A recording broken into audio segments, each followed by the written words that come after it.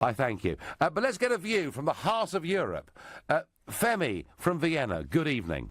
Good evening, Mr. Farage. Good evening. Now, I was talking about Austria a bit earlier on the show, and you may have heard it, about borders going up and guards and some real tensions with your neighbours over the migrant issue.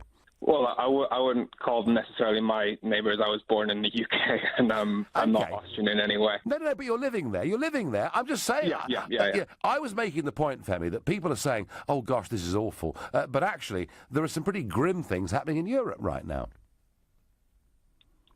Yes, but grim things kind of happen everywhere. That's life. Do you know something? I take that point.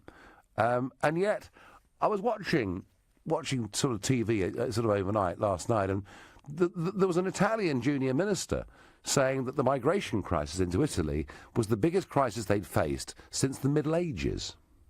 Well, actually, that wasn't what I was calling to speak to you about. I was calling to speak to you about Project Fear. Yeah, go on.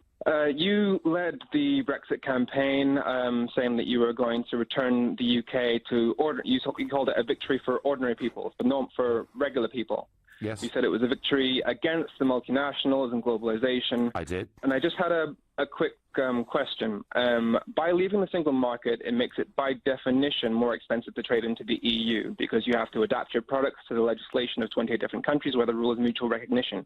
Because mutual recognition is the rule that allows us to make a product in a certain way that matches UK legislation, which means that all other EU countries have to accept it, which means by definition makes it more expensive. Now, if you're a smaller country, you might decide you might can I just finish? Can I finish, please? Well, I think you've made the point. If you're a smaller company, that means it's harder for you to trade into Europe. A smaller company can't afford to trade to Japan, to the Commonwealth. Hang on, Femi. You're getting terribly excited about this. Let's just agree on one basic fact, shall we? 85% of the world's economy, and that percentage grows every year, is outside the European Union, and there's a trade with any... And can small companies export to the outside the European Union? Yes, of course they can. If they have the right product at the right price, then yes, they it's much more expensive. By definition, they become multinationals. So should we obsess? Should we obsess it makes it more expensive on the 15% the EU, and who does of the that global benefit? economy that is Europe? It benefits the companies that are large enough to afford to export to it beyond the EU more than it benefits those who can barely afford to export to Europe. So, who does Brexit benefit? Do you know what, Femi?